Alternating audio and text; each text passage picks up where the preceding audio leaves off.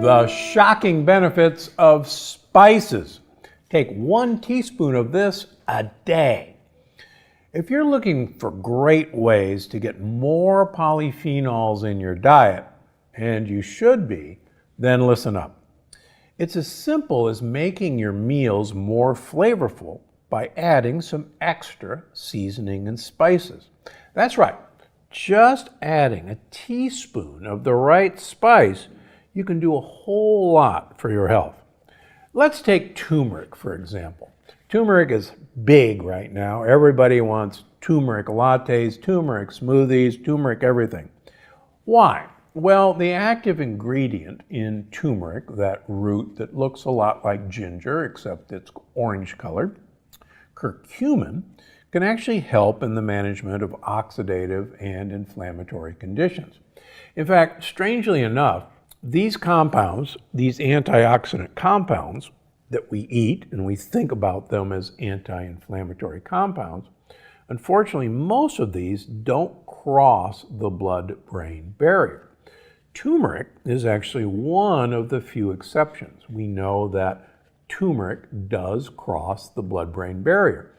Why is that important? Well, if you like the concept that brain health, dementia, Parkinson's, Alzheimer's is directly related to neuroinflammation, inflammation of our neurons, then turmeric, with its ability to cross the blood-brain barrier, may be a winner and a winning spice.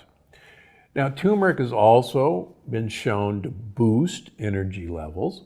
It does that by actually boosting mitochondrial function, and in fact can repair mitochondria by uncoupling mitochondria.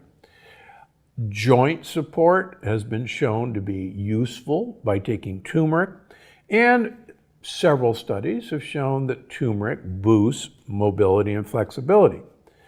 But here's the problem with turmeric.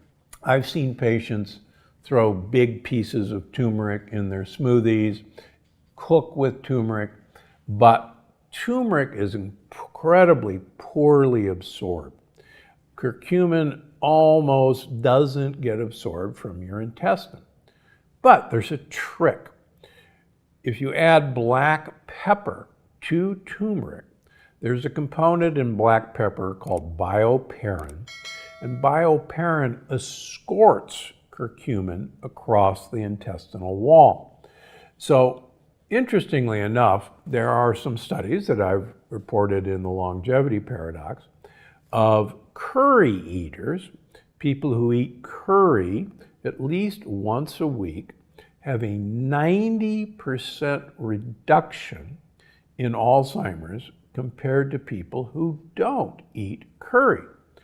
Well, what's with that? Interestingly enough, curry powder contains both turmeric and black pepper. So the turmeric is absorbed with the help of the black pepper. The curcumin gets into your brain and reduces neuroinflammation. And in humans who eat curry once a week, much, much, much lower dementia than people who don't eat curry. Why? Because these spices are really the spice of life, and if nothing else, they're the spice of your brain's life. And I kind of like my brain. How about another one that most people really only think of about once a year, and that's at Easter, and that happens to be cloves. Cloves, interestingly enough, have the highest polyphenol content of any spice. Now, I've written and spoken about polyphenols throughout my career. Real briefly, polyphenols are produced by plants in both their leaves and their fruit and their seeds to protect the leaves, fruit, and seeds from hostile environments, from sunlight, from predation. And these polyphenols, we now know, protect the plant by uncoupling their mitochondria. Simplistically saying, tell the mitochondria, don't work so hard, don't damage your cells, don't get affected by oxidative stress. And it's called mitochondrial uncoupling. When we eat the polyphenols that are very, very high in spices, two things happen. Number one, recent research shows that polyphenols are one of the preferred prebiotic fibers of our gut microbiome, our gut bacteria.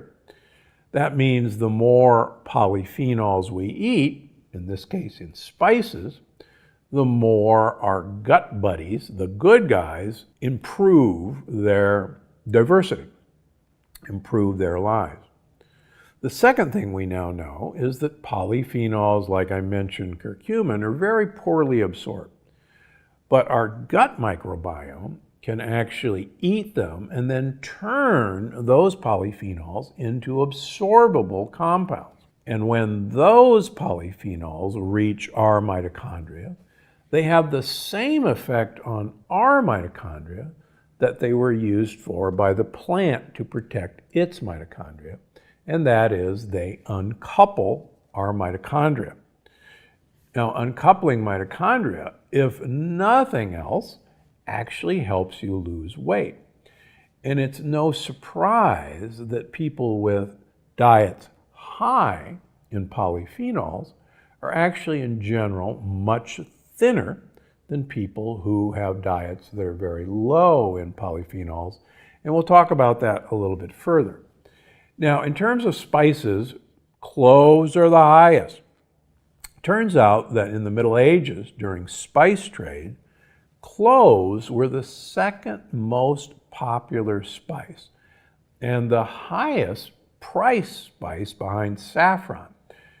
The number one spice was black pepper. And among other reasons, black pepper contains that compound, bioperin, that actually helps you absorb the polyphenols in spices. So it was a win-win proposition. Now, there's a lot of other interesting sources of polyphenols in your spice counter. Dried peppermint. Peppermint is part of the basil family.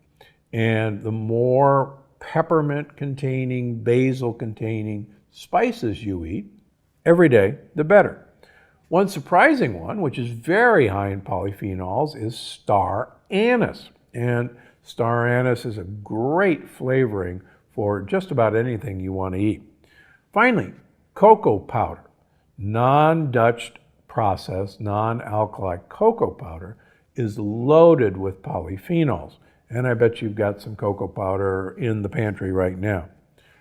All of these polyphenols, the more we can get them into you, the more you'll protect your mitochondria, the more you'll uncouple your mitochondria, and the longer your health span. Another interesting spice that also has benefits is ginger. Now, ginger is renowned for helping with nausea. Now, although ginger is a bit lower in polyphenols, it's actually a very potent mitochondrial uncoupler and a mitogenesis promoter. But does it really help with nausea?